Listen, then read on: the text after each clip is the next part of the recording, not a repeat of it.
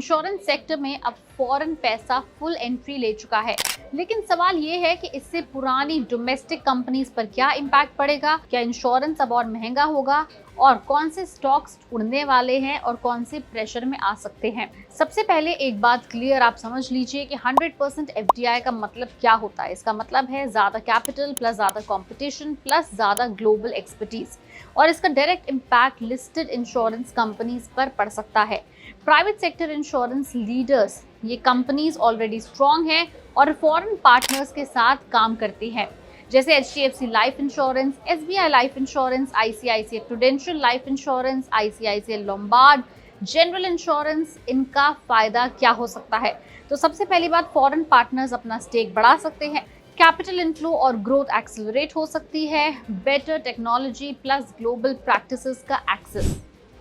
Reason है ये करने का कि एफडीआई कैप हटने से फॉरेन इन्वेस्टर्स अब फुल ओनरशिप तक जा सकते हैं, जो एक्सपेंशन को बूस्ट भी करेगा। दूसरा, इंश्योरेंस इकोसिस्टम का भी अलग ही काम होगा। डोमेस्टिक कंपनीज जैसे Bajaj Finserv, max financial services, ये इनडायरेक्ट बेनिफिशियरीज बन सकते हैं, क्योंकि इंश्योरेंस पेनिट्रेशन बढ़ेगा, फाइनेंशियलाइजेशन ऑफ सेविंग्स इंक्रीज होंगी। इसके बाद आता है री इंश्योरेंस ऑफ पीएसयू प्लेयर्स। बता दें कि general insurance corporation, GIC, new India assurance, इनका मिक्स्ड इम्पैक्ट भी हो सकता है। कंपटीशन बढ़ेगा, लेकिन रेगुलेटरी सपोर्ट इनको स्टेबिलिटी भी देता है।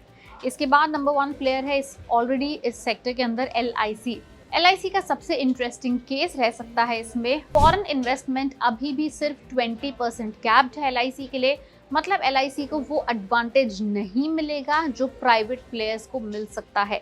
इसमें एक रिस्क भी है कि मार्केट शेयर प्रेशर में आ सकता है, private plus foreign players aggressive हो सकते हैं कंपटीशन में, इंश्योरेंस सेक्टर में वैल्यूएशन री रेटिंग आ सकती है, मर्जर्स एंड एक्विजिशंस भी और बढ़ सकते हैं, plus new global players India में एंट्री भी ले सकते हैं।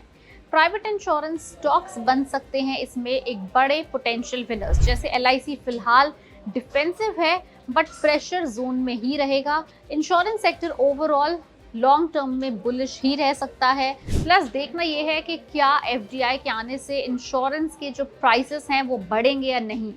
इन दी एंड, क्या आपको भी लगता है कि insurance sector next big multi bagger बन सकता है, या कंपटीशन सबका मार्जिन खा जाएगा? आपका क्या सोचना है, हमें कमेंट सेक्शन में नीचे लिख के जरूर बताएं।